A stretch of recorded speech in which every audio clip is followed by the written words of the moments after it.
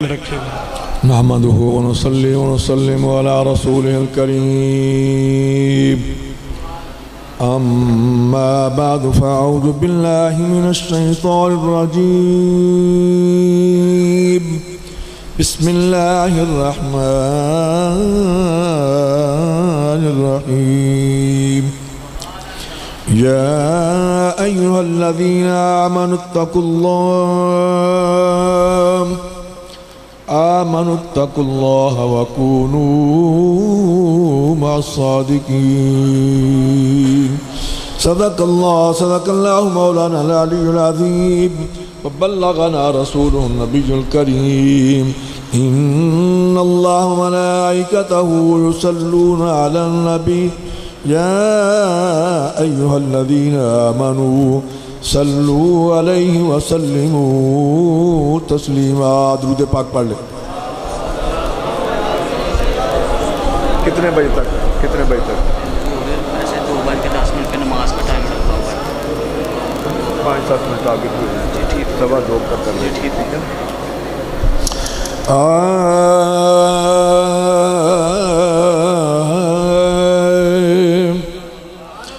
درد و عالم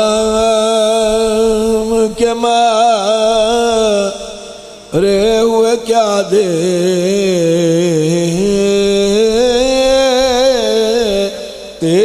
ہیں یہ درد و عالم کے مارے ہوئے کیا دیتے ہیں ہم تو بس ان کی نگاہوں کو دعا دیتے ہیں. اللہ اللہ اللہ اللہ کیے جانے سے نہ اللہ ملے. ارے اللہ والے ہیں جو اللہ سے ملا دیتے ہیں. ارے اللہ والے ہیں جو اللہ سے ملا دیتے ہیں. اور بندہ بننا ہے خدا کا تو گدا بن ان کا. ارے بندہ بننا ہے خدا کا تو گدا بن ان کا. جو فقیروں کو شہنشاہ بنا دیتے ہیں. اور عقل والوں کے نصیبوں میں کہاں ذوق جنون. عقل والوں کے نصیبوں میں کہاں ذوق جنون. یہ عشق والے ہیں جو ہر چیز لٹا دیتے ہیں. یہ عشق والے ہیں جو ہر چیز لٹا دیتے ہیں. اور یاد آتی ہے مدینے کی ظہوری جب بھی چند آنسو شب فرقت میں بہا دیتے ہیں.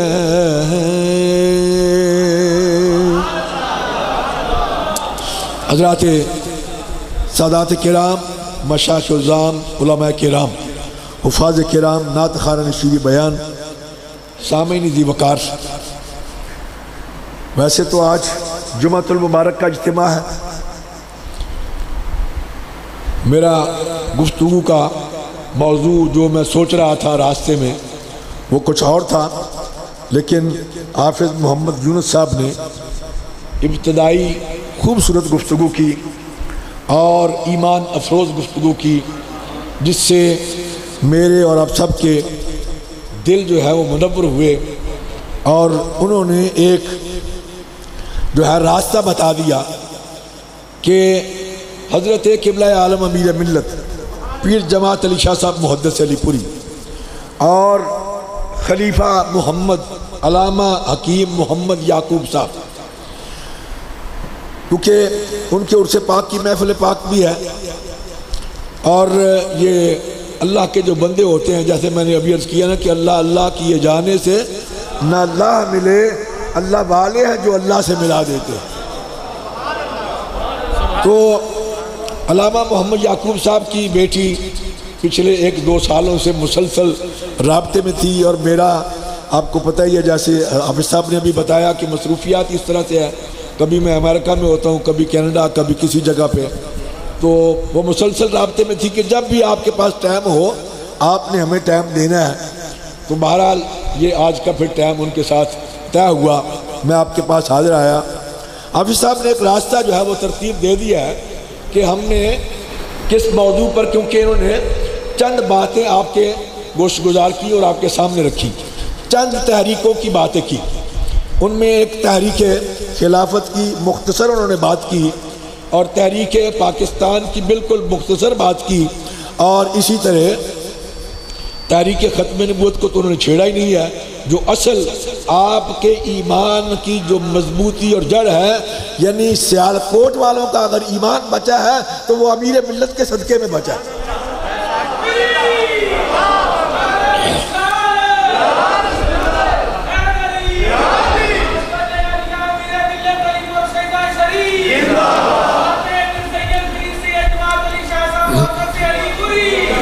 تحریک ہجرت کی ایک تحریک شدی کا انہوں نے ذکر کیا ہے، مختصر، بالکل مختصر۔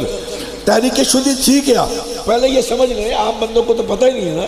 تحریک شدی یہ تھی کہ مسلمانوں کو لالچ دے کر جس طرح کا بھی ہو، پیسوں کا، عورتوں کا، بیویوں کا، نوجوان اور خوبصورت بچیوں کا، زمینوں کا لالچ دے کر ان کو غیر مسلم بنایا جائے، یہ تھی تحریک شدی۔ اور غیر مسلم ان کو بنایا جائے تو اس کے آگے سب سے پہلے جس شخصیت نے بند باندھا ان کا نام تھا امیر ملت، ان کا نام تھا 475 وفود آپ نے بھیجے، اور ایک ایک وقت میں 5-5 7-7 10-10 بندے علماء بھی تھے اور دیگر احباب بھی تھے، اور یہ ان کیونکہ یہ تحریک جو اوپر کے اتر پردیش کے علاقے تھے، ہندوستان کے اتر پردیش کے ان علاقوں سے یہ تحریک شروع ہوئی۔ اس کے بعد پھر ایک تحریک چلی، تحریک ہجرت، کہ مسلمانوں کو مجبور کیا جائے اور ان کو کہا جائے کہ یہاں تمہارے لیے کوئی جگہ نہیں بچی، تم یہاں سے نکل جاؤ، اسی میں تمہارے لیے عافیت ہے۔ تو مسلمانوں نے یہاں سے ہجرت کرنا شروع کر دی۔ تو اس تحریک کے آگے بھی جس شخصیت نے بند باندھا اس کا نام تھا امیر ملت۔ آپ نے ان لوگوں کو سمجھایا کہ خبردار کوئی بھی یہاں سے، اور یہ تحریک شدی میں ایک بڑی بات آپ کے سامنے رکھ دوں۔ امیر ملت نے فرمایا کہ جتنے مسلمان غیر مسلم ہوئے ہیں، جتنے مسلمان غیر مسلم ہوئے ہیں، جب تک میں اس سے 10 گنا زیادہ غیر مسلموں کو مسلمان نہیں کر لوں گا، میرا جو ہے وہ سونا جاگنا اٹھنا بیٹھنا میرے لیے جو ہے وہ حرام ہے۔ دن رات آپ نے کیا، اور 60 لاکھ زبان سے کہہ دیتا ہے بندہ، کتنے 60 لاکھ ہندوؤں کو اور غیر مسلموں کو آپ نے مسلمان کیا۔ کتنے 60 لاکھ غیر مسلموں اور ہندوؤں کو آپ نے مسلمان کیا، اور آپ نے چونکہ اسی وقت فرما دیا تھا کہ جتنے مسلمان، یہ حافظ صاحب نے آپ کے سامنے بات کیا تحریک خلافت کی، اور تحریک خلافت میں 2 شخصیات جو تھیں وہ پیش تھی، ان میں علامہ محمد شوکت علی اور علامہ محمد علی جوہری پا، یہ دونوں بھائی جو ہے برادران جو ہیں، یہ علی برادران ان کو کہتے تھے، شوکت علی اور محمد علی پا، یہ دونوں برادران اس کے روح رواں تھے۔ اور سب سے بڑا جلسہ، بہت سے جلسے ہوئے، سب سے بڑا جلسہ فیصل آباد میں، کہاں؟ فیصل آباد میں 1925 فیصل آباد میں جلسہ ہو رہا ہے، تا حد نگاہ مخلوق خدا ہے، اور محمد علی جوہر صاحب کھڑے ہو کے کہہ رہے ہیں کہ ہے اتنے بڑے اجتماع میں کوئی شخص جو اللہ کے راستے میں اپنی جان کا نذرانہ پیش کرنے کے لیے تیار ہو؟ تو اتنے بڑے اجتماع میں کوئی بھی کھڑا نہ ہوا. امیر ملت 100 سال کی عمر، آپ کھڑے ہو گئے. آپ نے فرمایا میں یہ فقیر اللہ کے راستے میں اپنی جان کا نذرانہ پیش کرنے کے لیے تیار.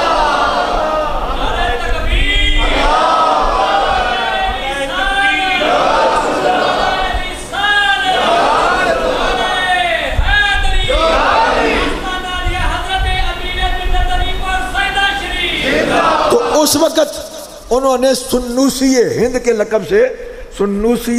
لقب سے یاد کیا. یہ امیر ملت کا جو لفظ ہے یہ آپ سمجھتے ہیں کہ ایسے اتنا بڑا خطاب مل گیا.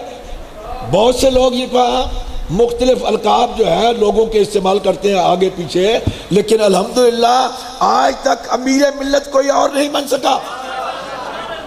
امیر ملت ایک ہی تھے اور ایک ہی رہے. کیونکہ جب قائد اعظم محمد علی جناح نبی کریم صلی اللہ علیہ وآلہ وسلم کی بشارت ہوئی لندن میں، اور قائد اعظم کہتے ہیں کہ میں اپنے حجرے میں تھا، میرے کمرے میں آہٹ محسوس ہوئی، میں نے خیال کیا کہ کوئی ہے. وہ کہتے ہیں میں نے جائزہ لیا، دیکھا تو کچھ بھی نہیں تھا. کہتے ہیں میں آرام سے لیٹا، لائٹ بجھا دی، تھوڑی دیر گزری تو پھر مجھے محسوس ہوا، میں نے پھر جائزہ لیا تو کچھ بھی نہیں تھا. وہ کہتے ہیں کہ میں لیٹا ہی تھا کہ میرے کمرے میں مسحور کن خوشبو پھیل گئی. مسحور کن خوشبو پھیل گئی. قائد اعظم کہتے ہیں میں فوراً کھڑا ہو گیا، میں نے فوراً کہا کہ ہو آر یو. آگے سے آواز آئی I am prophet Muhammad peace be upon him. Quaid اعظم کہتے ہیں میں نے کہا کہ کون ہے؟ حضور نے فرمایا میں تمہارا نبی محمد صلی اللہ علیہ وسلم ہوں. قائد اعظم کہتے ہیں میں ہاتھ باندھ کے کھڑا ہو گیا، عرض کی یا رسول اللہ میرے لیے کیا حکم ہے؟ فرمایا کہ محمد علی فوراً بر صغیر کے مسلمانوں کو تمہاری ضرورت ہے. بر صغیر کے مسلمانوں کو تمہاری فوراً پاکستان بر صغیر میں پہنچ جاؤ، کیونکہ اس وقت تو بر صغیر ہی تھا نا، ہندوستان پورا تھا اور جناب اپنا پاکستان بھی تھا، دیگر ممالک بھی اس میں شامل تھے. تو آپ نے عرض کی کہ ٹھیک ہے یا رسول اللہ. قائد اعظم کہتے ہیں کہ میرے معاملات مہینوں پر محیط تھے، یعنی میں ان کو اگر سمیٹتا نا صحیح طریقے سے تو کئی مہینے لگ جانے تھے. میں نے ان کو ایک ہفتے عشرے میں سمیٹا اور تمام معاملات کو ادھر ادھر کر کے تو میں وہاں سے نکلا، کراچی پہنچا. کراچی میں سب سے پہلا اجلاس ہوا، بہت بڑا اجلاس، کراچی میں بہت بڑا اجلاس. اس اجلاس میں قائد اعظم کہتے ہیں کہ جب سب نے اپنی گفتگو کی، کیونکہ مختلف آپ کو پتہ ہے سیاسی جو گفتگو ہوتی ہے، کوئی ادھر سے بول رہا ہے، کوئی ادھر سے کر رہا ہے، کوئی ادھر سے کر رہا ہے. جب سب کی گفتگو سن لی قائد اعظم نے تو فرمانے لگے کہ بہت زیرک تھے، دور اندیش تھے اور بڑے سمجھدار تھے قائد اعظم. قائد اعظم کہتے ہیں کہ بھائی میں جس مقصد کے لیے آیا ہوں مجھے لگتا ہے کہ تم سے وہ مقصد پورا ہونے والا نہیں ہے. مجھے لگتا ہے کہ تم سے وہ مقصد پورا ہونے والا. اب یہ بات چونکہ وہ بتا نہیں سکتے تھے کہ مجھے حضور نے بھیجا ہے، کیونکہ ان کے ایک قریبی دوست ہیں، انہوں نے یہ بات لکھی ہے اپنی کتاب میں کہ میں نے قائد اعظم سے سوال کیا کہ آپ کے پاس تو علامہ اقبال بھی گئے، آپ کے پاس نواب بہادر یار جنگ بھی گئے اور نواب لیاقت علی خان بھی گئے، 2 دفعہ گئے بلکہ، اور دیگر لوگ بھی گئے، تو آپ تو آ نہیں رہے تھے، اب یہ اچانک آپ کیوں آ گئے اور کیسے آ گئے؟ قائد اعظم کہتے ہیں اس سے کہ بھائی تم میرے بڑے قریبی دوست ہو، میں تم کو بتا سکتا ہوں، یہ بات بتا سکتا ہوں، لیکن میری ایک شرط ہے. اس نے کہا جناب بتائیں. قائد اعظم نے کہا کہ شرط یہ ہے کہ میری زندگی میں اس بات کا اظہار تم نے نہیں کرنا، یعنی یہ بات میری زندگی میں کسی کو بتانی نہیں، اگر تم میرے ساتھ وعدہ کرو تو میں تمہیں بتاتا ہوں. تو انہوں نے کہا کہ جناب میرا آپ سے وعدہ ہے کہ آپ کی زندگی میں اس بات کا اظہار نہیں ہوگا. انہوں نے پھر اپنی کتاب میں لکھا کہ قائد اعظم نے مجھے یہ بات بتائی کہ حضور نے آ کے مجھے حکم فرمایا اور میں وہاں سے سفر کر کے یہاں پہنچا. اب قائد اعظم نے جب ان سے کہا کہ بھائی مجھے لگ نہیں رہا کہ تم سے یہ بات پوری ہو سکے، تو پھر مجھے یہ بتاؤ کہ پورے بر صغیر میں کوئی ایک شخصیت ہو جس پر پوری قوم متحد ہو تو مجھے بتاؤ، میں خود چل کر اس کے پاس جانے کے لیے تیار ہوں. تو اس وقت چودھری غلام عباس مسلم کانفرنس کے بانی، کشمیریوں کے رہنما اور کشمیریوں کے لیڈر، چودھری غلام عباس خلیفہ حضرت امیر ملت وہ عرض کرنے لگے کہ جناب اس وقت پورے بر صغیر میں ایک ہی شخصیت ہے جن کو پوری قوم نے اپنا امیر چن لیا ہے. انہوں نے کہا کہ ان کا نام ہے پیر جماعت علی اور نواب بہادر یار جنگ. نواب بہادر یار جنگ انہوں نے اس بات کو سیکنڈ کیا، تصدیق کی کہ جناب یہ جو کہہ رہے ہیں بالکل ٹھیک ہے. اب یہ بھی سن لے کہ امیر ملت کیسے چنا گیا. یہ مسجد لاہور میں شہید کر دی گئی، مسجد شہید کر دی گئی، مسجد شہید گنج جس کو کہتے ہیں. اب کیس چلا، انگریز کا دور تھا، کیس چلا انگریز، ایک انگریز جج تھا، ایک ہندو جج تھا اور ایک مسلمان جج تھا. ایک مسلمان جج تھا، ایک ہندو اور ایک انگریز. مسلمان نے تو غلام محمد نے فیصلہ دیا مسلمانوں کے حق میں، انگریز اور ہندو نے مسلمانوں کے خلاف فیصلہ دے دیا کہ یہ مسجد نہیں ہے یہاں، جیسے یہ بابری مسجد انہوں نے شہید کر دیا ہے تو کیا بن سکا ہے؟ کچھ بھی نہیں بنا. اسی طرح اس مسجد کو بھی شہید کر دیا گیا اور وہ کہتے تھے کہ یہ نہیں بننے دیں گے. اب جب دو نے فیصلہ دے دیا، مسلمان پریشان ہو گئے کہ مسجد اللہ کا گھر ہے اور مسجد جہاں بنتی ہے وہاں سے لے کے ارشتہ کرپا یہ سارا.